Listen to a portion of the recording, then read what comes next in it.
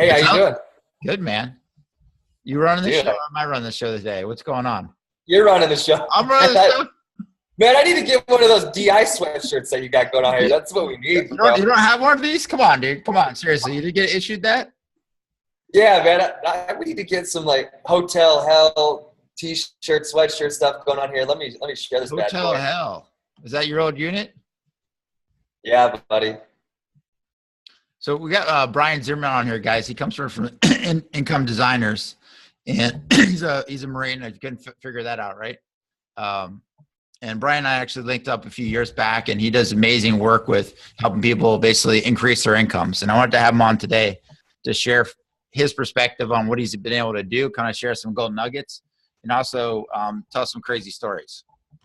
Yeah, I mean, we're all about storytelling. We're all talking about, especially as jarheads, you know.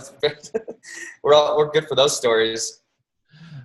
So, Brian, what's your first experiences like being an entrepreneur? Like when you were growing up, what's the first thing you remember as a kid?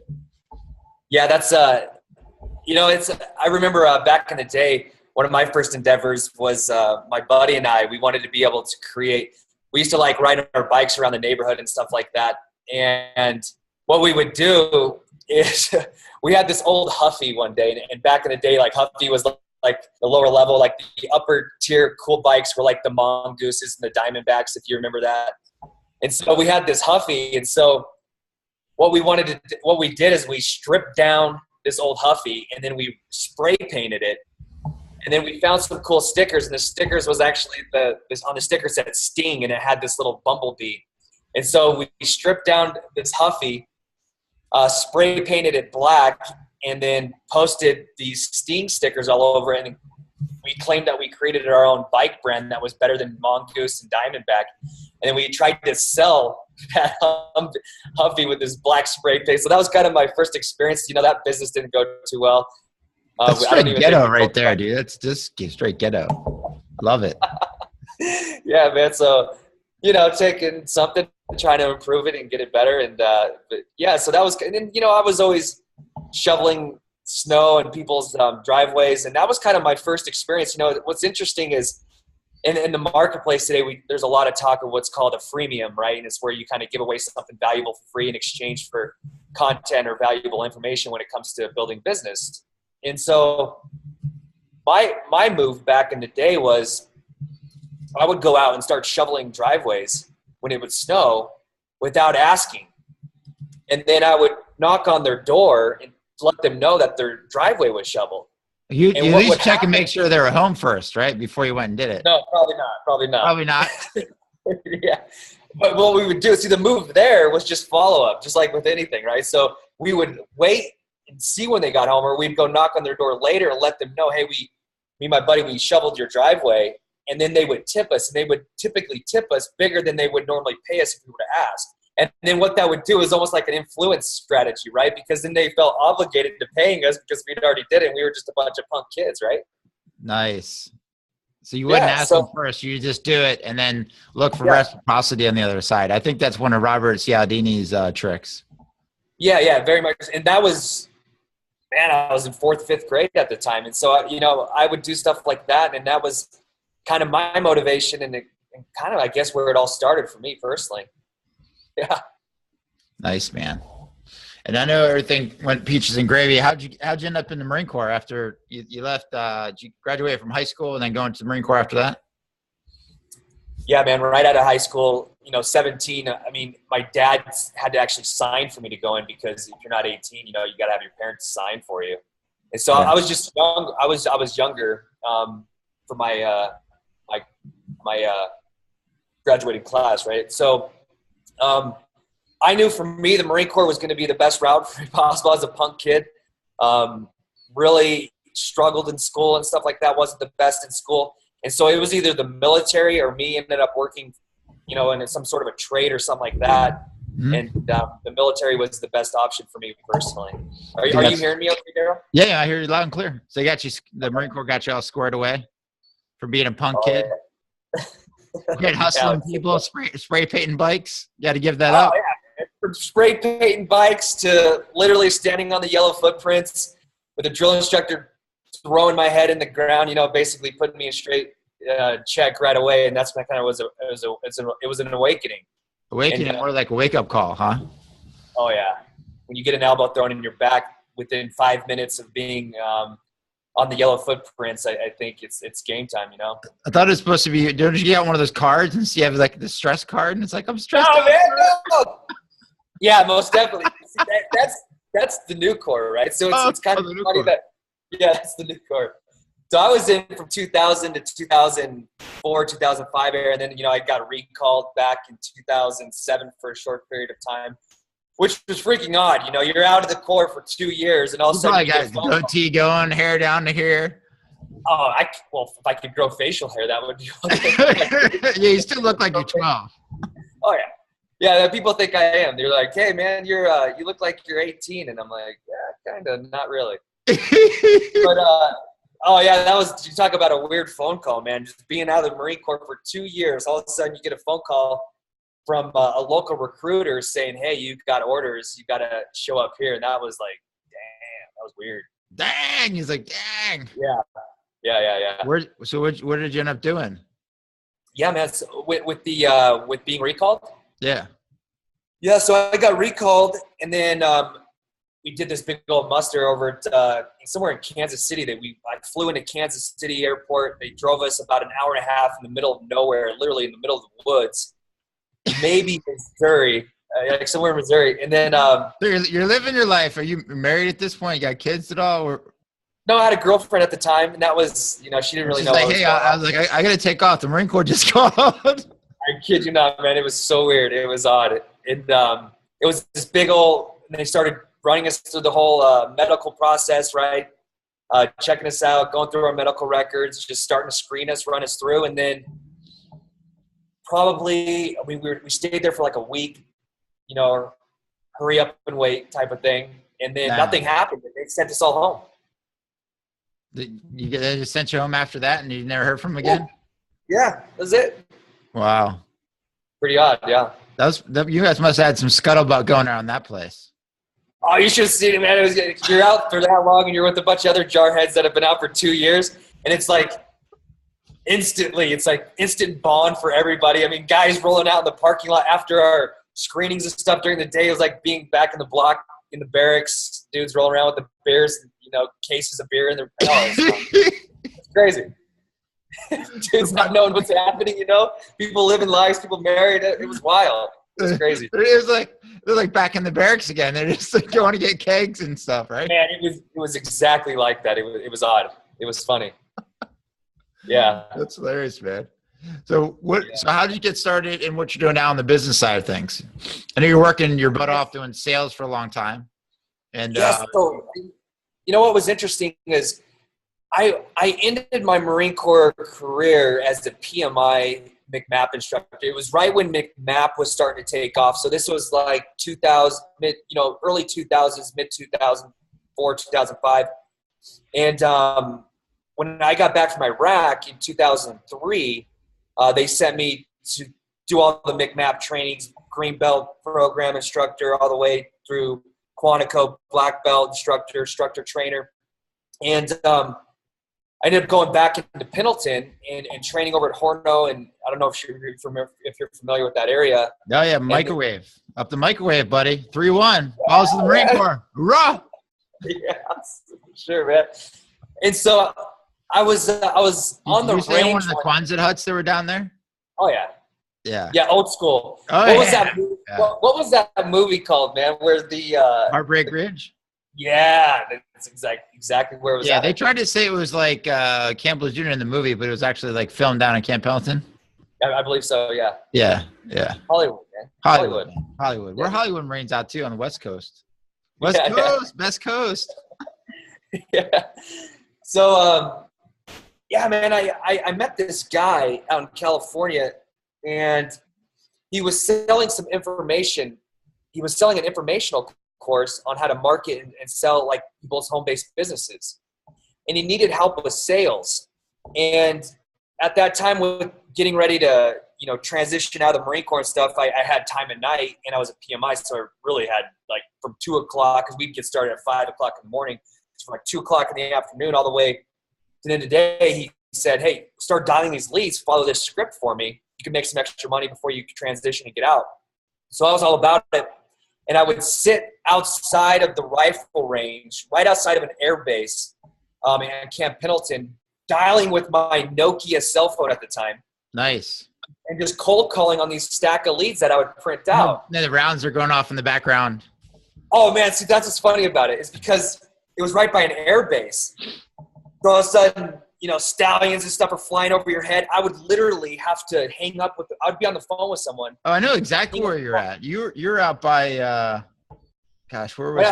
Outside the Delmar area. Yeah, was that Delmar, or were you in, I'd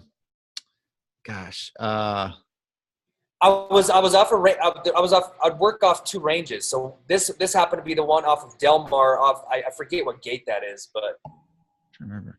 Okay, so you're talking about I think you're talking about, I know the one you're talking about. Gosh, I'm trying to remember the name of it. I used to be right there at Division Schools.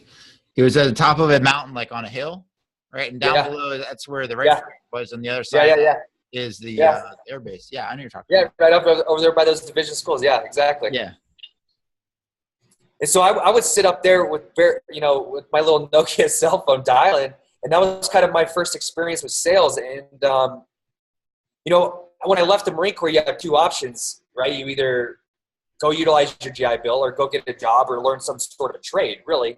Utilized the GI Bill a little bit, but I realized that I always made more money in sales. And so one thing led to the next, and I started working with a lot of information marketers that you see online. Famous information marketers, for the individuals that have been in this space would know their names. And I started selling information, coaching, consulting services. And that was kind of where it all started. Yeah. Nice. So you're doing it while you're still in the Marine Corps. And then as you're transitioning, what unit were you part of that you were out there? So I was with an engineer support battalion because I was an engineer. That's my background. Okay. And then when I got back from Iraq, that's when I got transitioned into the MCMAP and the PMI and stuff like that. And I was with, I just would go around training. I was literally on my own program. It was the best skate thing. You're on your own program. You're skating around is what you're saying. Literally on your own program. What rank were you skating around? Sergeant. I was an E5. Yeah, E5. E5, nice. Just skating, acting like I ruled the world at the time. What was nice about it too is because the MCMAP program at the time was relatively new. Not many battalions really understood it, and so they were just doing what they thought they needed to be doing. And so they would come to me, being an instructor, and they would say, "Hey, you got to get our Marines up to tan and gray belt at the time, and do what you got to do." And so literally, I just did my own thing for the last several months in the Marine Corps. Depends how you look at it, right? That's a pretty good deal. It was a great deal, yeah. Yeah. So I got lucky. And between your sessions at MCMAP, you're like doing sales calls. Doing sales calls. And that's kind of where it began. And it's like I was always at that point forward, I was always making an additional income. I always had a side income going, whether it was a few $100 or a couple $1,000 extra a month. But what I realized at that point, what extra income could do and the type of security that gave me. When you go through ups and downs financially, it was like you always had that a little bit of extra income on the side. And then I went on to start my own little endeavors, my own little businesses. I was working with other entrepreneurs selling their back end stuff. But yeah, I always had that side income coming in. I always had that additional income, which saved me in a lot of cases when I'd go through ups and downs and cycles with sales or entrepreneurship. I always had that little bit of extra income. And so about a year and a half or so ago, I started having this idea of, maybe that information was valuable. Maybe that other people would want to learn how to build an extra income, whether that was some sort of a service business that they could do, whether that was an online type of a business. But the reality is that by having an extra few $100s extra, a couple of $1,000s extra a month, it would make a significant difference, huge impact on people's lives. And so that's really been my mission over the last year or so. And then I went to an EBV program, which I believe you went through, right? Yeah, I think I was the one that introduced you to that. Yeah. And Where did you go? EBV or 09 right here. You're even here. So I went to Purdue University for mine. Where did you go for yours? Syracuse. Nice. Okay, cool. Yeah. And when I was there, I was listening to one of the instructors, and he kind of triggered as far as how to put everything that I had in my mind together with income designers. And so we've been working on it. You know, we've recently won a competition, national business competition through the Street Shares program. Yeah, congratulations on that. Yeah, thanks, buddy. So that was really cool. I think I voted for you twice. I think I put it on the Marine Corps page too, so you guys might have voted for Brian too. Yeah, you did, man, and I appreciate that. We ended up winning, so it's pretty cool. And you know, we have a big emphasis on veterans and helping vets do the same thing, build additional income streams based around, you know, their knowledge, their expertise, or if they don't know what they're looking to do, actually helping them figure out what they can do to start building and maybe transition from a 9-to-5 into a full-time business. So, man. Let's hear about like what's some of the craziest things that happened to you along the way, because I know it hasn't all been easy. I mean, you left out of the Marine Corps. What did you do when you first left, and like what was the career path for you? I mean, I know it's not exactly a straight line like anybody else. Yeah, it's been far from that, and I'm still on a mission and a path to get to where I ultimately really want to go, and I think we always are, right? And but I've grown a lot along the way as a person.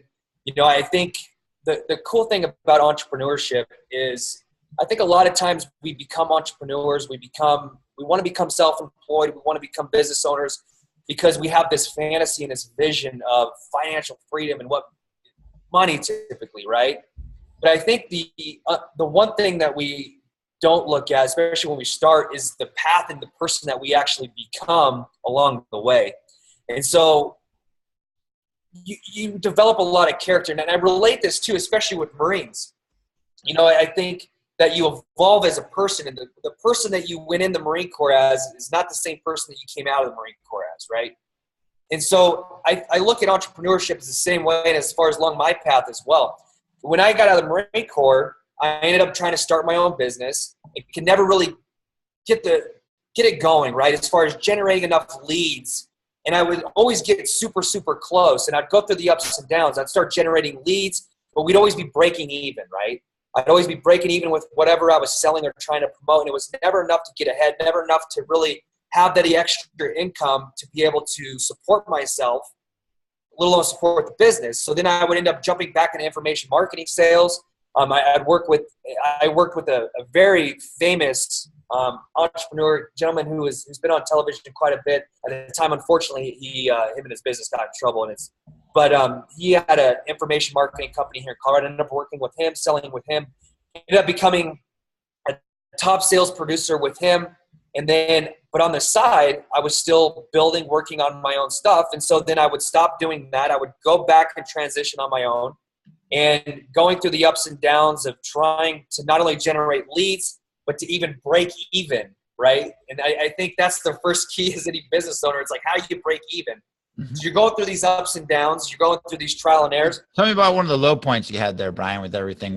Yes, so especially like 2007, 2008, ended up putting everything on the line, literally full-time in my business. I think I invested well over $80,000 through a combination of my own money that I had as from sales, but then also on credit cards as well, doing whatever it took to really get it going, and could not get it going, and literally tanked it all. Lost my house, ended up having to short sell my house. I remember having to I packed up my house. I was 27, 28, packed up my house, backed up the truck in my garage at 1:00 in the morning and shut the garage and pack up because I was so embarrassed to have to leave my house thinking of what the neighbors would think as I was leaving. And it was a horrible, just you felt terrible, right? Yeah. And I literally just bailed, left, ended up going and renting a house. My dad ended up lending me money to be able to even put the down payment to get into the house. I had 2 dogs at the time. And just the low of lows, you know, not knowing what to do, how to do it, how do I rebuild my business, how do I get it going, to the point to where not only is that frustrating, but I think as far as the separation when it comes out of the Marine Corps too, it's like you got all this stuff going on you, right? And it's like you're starting to question whether you're not leaving the military is the best thing. You start thinking to yourself, like, was the only bond, or was I just meant to be in the Marine Corps all the time because of that brotherhood, that camaraderie that we had in the Marine Corps? And so I'm dealing with all of this to a point to where I was pretty low. You know, it wasn't doing too well. Ended up dang near homeless because now I couldn't even pay the rent payment after a month of being in rent, right? Mm-hmm. Ended up having to sleep on one of my buddy's mom's couch for like 6 months. And I remember sitting there naturally thinking like, oh, geez, now here I have to go get another job again. Went back to a sales position only to just be frustrated and realize, God, this is not what I wanted to be doing. So after a week of literally being back in that job, I was like, you know what, this isn't me. I've got to go back on my own. I was meant to build my own business. And I remember saying, okay, what can I do? I've got no money, can barely pay for my cell phone at the time. I said, I looked at it like this. I said, as a Marine, as anyone, a lot of Marines, probably veterans, probably maybe even watching this right now, I looked at myself, I said, how can I be resourceful? And I think if anything out of the Marine Corps, you learn to become very resourceful with the tools that you have. And you know that maybe even as Marines, and I know their equipment's a lot better, but you know, Daryl, in the 2000s, mid-2000s, our equipment was always outdated compared to other branches of service. Nah, not ours. And you would adapt from Vietnam? Come on. Yeah, bro, we had maybe Korea. Tray rats? Come on, dude. Oh man, dude! The guys from Vietnam they were eating like World War I shit. Okay, so yeah. So man, I had two things. I had a cell phone, and I had a phone book. And I picked up the phone book, and I kid you not, I dialed through that phone book every single number of every local business in that phone book. I had two skills. I had one skill of being able to sell. Another skill is I understood how to outsource. And at the time, there was a website called Elance. And Elance was an outsourcing site. And I knew that I could outsource. What was very valuable at the time was selling marketing and local marketing, online marketing services to offline businesses. And this is 2008, 2009. And at the time, everyone had old, outdated websites. It was all crappy, right? Yeah. So I started dialing through that entire phone book. I dialed every single number on that phone book. For dollars, right? Just dialing away. Dialing for dollars, right? On the Nokia cell phone. Did you even have a flip top, or was it like just a? No. At this time, this was another technology. Technology had changed, right? So I don't remember what phone I had, but I don't know if it was the Nokia. I'd upgraded at that point. When did you pick up the wife and kids along the way? Oh, buddy. So hold on. So I started dialing through that phone book. I dialed through the entire phone book, and I didn't make one sale. And because I think there's a good lesson here, Daryl. And so I dialed through the phone book, didn't make one sale, but I remember looking back and asking myself, I was like, I need to change my approach. Can you believe this? You believe this guy? You believe this guy, Buster? This is Buster the co-host. Come on, Buster. What's up, man? So what I did, Daryl, is I went back and I said, I got to do something outrageous because these business owners, small business owners, they get phone calls all day, every day from people trying to sell marketing businesses. So I said, I went back and I dialed through all the numbers again in the phone book. And the only thing is I changed my approach. This time I said, I offered them all a free video. I said, I'm going to make you a free video. I'm going to upload it on Google and I'll get you ranked on the first page of Google within 24 hours. I'm not asking you for anything. I'm just going to make you a free video and I'll get you ranked. And I started doing it. And at the time it was super easy. And I knew this to get people ranked. And so I would make a video, title the video, the right keywords and stuff in the title tags, upload it on YouTube. And within 24 hours, I would then take a screen capture of them being on the first page of Google and send it to them. And that was my foot in the door. Wow. And so they would see that, they would want to meet with me, and I just started building a little business selling offline, and it started snowballing from there and it kind of built from there. And so built a business of a few grand a month, started getting back on my feet, getting things going. What are some of the lessons you learned from the Marine Corps? The tenacity, obviously, right there. Just what are some of the lessons you took away from there that you put into use on your business on that side of it? Yeah, I think just looking at all situations that are around you and saying, with the resources that I have right now, how can I make them the best that I possibly can, right? And whether it's just for some reason when you basically took, I mean, that's typical of a Marine, right? You took the phone book, which you probably ripped it off from the hotel you stayed at or something, right? Gosh, Greg. Where did you get the phone book? Did you steal it from the neighbors? Oh man, they're free. This is free. They just drop them off at your doorstep, right? You had one at the house there? Like, where am I going to get some leads? Where are some people I can call? And you would think, I'm just going to go get the phone book, right? This is like straight out of that movie. Like, what is that? What was that? Glenn Ross? Yeah. Here comes the closer, right? At least this is like the e-tool approach for a Marine. This is like the e-tool marketing technique, right? The e-tool marketing technique. Brian Zimmerman. Here we go. Oh yeah, man! You can use your e-tool to dig a ditch. If you freaking lose your weapon, you can dig into China. You can use your e-tool as a weapon. Yeah. You can literally use your e-tool to cook food with over a campfire, right? It's so true. You can fry eggs on that thing, right? Yeah. This is like the e-tool. This is the e-tool marketing business approach. I love it. You should actually maybe show the e-tool marketing. E-tool marketing. Yeah, e-tool marketing. We'll sell that to somebody. Somebody's buying it. Yeah, one tool, multiple applications. It's all good. Yeah, man. For those of you who don't know what an e-tool is, it's basically a shovel. Yeah, man. It's a shovel. So it's a shovel that folds up, and you can put it in like your leg pocket or on your back. On your. You really could. You probably could throw it in the old cargo pocket to the side, huh? It'd probably fit in there, huh? Yeah. The cargo box are pretty big in the new camis. Yeah. Yeah, man. So Brian, what's some of the golden nuggets you took away from the Marine Corps? Some of the lessons learned from the front lines that you put into use? I know being an engineer, you did a lot of business stuff, blowing stuff up, and teaching martial arts.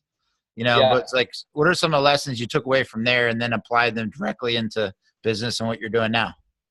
Yeah. So, one thing I learned pretty quick, and I think I'm starting to get a little bit clearer on this as well. And I continue learning lessons. And as I look back as far as what I'm doing, how I'm developing things, and then I can take that and then translate that or look back and say, how did we utilize that in the military? What did we do? And I think the biggest thing is systems, right? Having and building systems around everything that we do. The way I look at it is like the Marine Corps is the exact same thing. The Marine Corps goes out and we have a bunch of great men and women who sign up in the Marine Corps and they come in the Corps and all different backgrounds, different shapes, different sizes, right?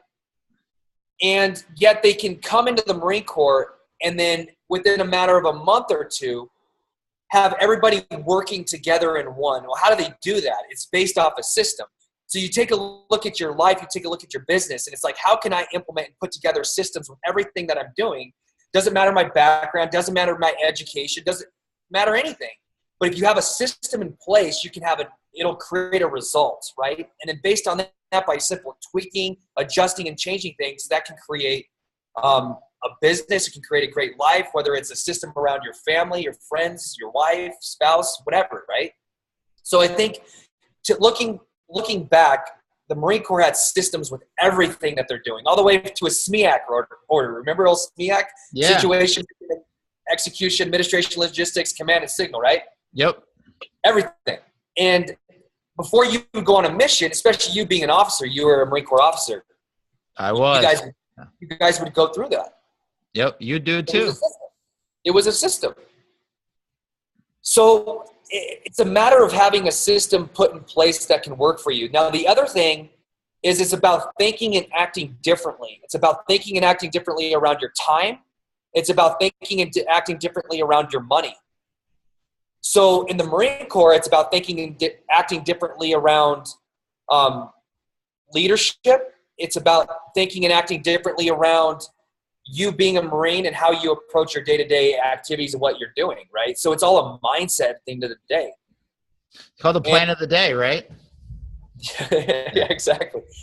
So it really is. It's a mindset, right? It's a mindset. And I think business and entrepreneurship is the exact same thing. I think if you can develop and put in place really good systems and processes, and they don't have to be complicated, you can have success. And now you change the way you think and then change the way you act around time and around money, you can be successful as well. And it's all about processes and systems, my man. Yeah. And what's some of the best ways for, if you're going to, if you're starting out on your journey again, you're going to have a conversation with your younger self, what's something you would say to that younger Brian and be like, man, when you're at that low point of like putting all your stuff into the, back of the trailer at 1 o'clock in the morning and leaving your house and just walking away from everything. Cause you're not alone there, man. Back in 2009, that was happening on a regular basis. I don't know how many people that happened to. I know I went through some pretty crappy crap like that too, or trying to short sale a house that we had. We were $100,000 like under for the house. Yeah. And we were able to get rid of it. It was a nightmare. Yeah, that's tough. So what was your question again, as far as what? Like, what would you say to your younger self on that side of it, or like to kind of get you through it, some words of encouragement or some lessons you'd like to share with, so you wouldn't have to go through some of that pain? Yeah, man, I think a lot of times we try to do things on our own. And, I think the best thing that anybody can do is you got to have a good support system. I think if you don't, I honestly feel that one of the reasons why individuals struggle when it comes to entrepreneurship and business is they're not surrounded by the right people. They don't have the right environment. And I think that's one of the most important things. See, in the Marine Corps, you're surrounded by people who are thinking all the same and acting typically about the same as well. And because you're around that environment, and that's how the Marine Corps wants it, right? They want that, and they train and they drill that in your head. Now, outside in the business world and in life and with business, it's the same thing. I think we try to isolate ourselves as business owners. We think that we think that we're not understood by others, or people don't understand us because we're trying to build a business. And most people, they're typically thinking about security and the typical job lifestyle and 401ks and this sort of thing, and work 40 years for $40,000 a year or whatever.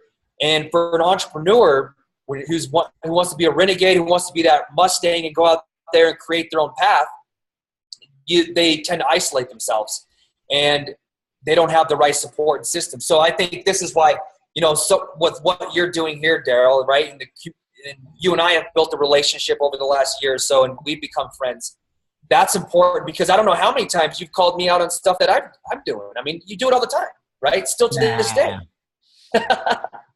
and so if I didn't have you doing that, and I didn't have other support and other individuals supporting, rooting me on, helping me out, telling me to keep going, pushing me forward, who are typically individuals that are entrepreneurial mindseted, business owners, those sort of thing, I would second guess. I would probably not be at or wanting to strive to do what I'm doing now. So support, systems, environment, these types of things are really, really important. You got to have a support system around you, man. Awesome, man. There's some golden nuggets, guys. So if you're getting ready to start a business or you're in a business and you're not where you want to be at, one of the things I do a lot is I travel. I go to events. I go to call masterminds. We get together with our business guys and we just talk about our business, get a group of people around that's going in the same direction you want to go. And it was one of my mentors, Matt Bazak. He says you can't fly with the eagles if you're hanging out with turkeys on the ground. Yeah. So that's something to be aware of. Is when you're surround yourself around these people, they're going the same direction you want to do, and have gone even past where you want to be at. It helps pull you along. I just went into a contest the other day of going out and getting 1,000 new customers, and that's going to be a residual side of things. And it was the whole room. We're just all pushing each other at this point. And now it's competition, and when you get into a room like that and it's a competition to strive to get there, it's just like in the Marine Corps. It's like, hey, first squad against second squad, it's good. So absolutely, man. Well, thanks a lot for sharing that with us. That's some awesome points on that side of it, and just the standard operating procedures. When you look at like a business side of things is huge too, obviously. And Brian, what's the best way for somebody to get a hold of you for what you do for services wise and how you're helping people now at this point? Yeah, we're definitely still in the younger stages as far as what we're doing at incomedesigners.com. But we've got a free veterans program there as well right now, where I've partnered up with a really good group of guys out in Tulsa, Oklahoma. And so we've partnered up to provide really good, valuable, free veteran business education. If someone's looking to build a business and wanting to develop and create a system around that business, whether it's an online business or offline business, you can go to incomedesigners.com. There's a free veterans course. You just enter. I'm still working on a lot of the integration stuff, but if you do go there, enter your contact information. Text a lot like COM. Remember COM in the Marine Corps? Yeah. Technology when it comes to that kind of stuff. Oh man, yeah. So that's very much so. That's like how my COM is right now. And so I will be in touch with you. It typically take me about 24 hours or so. But he will find you. So. But we will get you. We'll call you up on his Nokia. If you can just freaking hold ground for at least 24 hours or so, you'll be good. Yeah, the good thing is you're in the civilian world now, so you should be okay. But just stand fast, you'll be good. Cool, man. All right, Brian. We look forward to putting everybody in touch with you. We'll put it in the show notes and on the website. Guys, appreciate it. Thanks, Brian, for coming out today. Absolutely, man. Pleasure to have me. Thanks for having me here.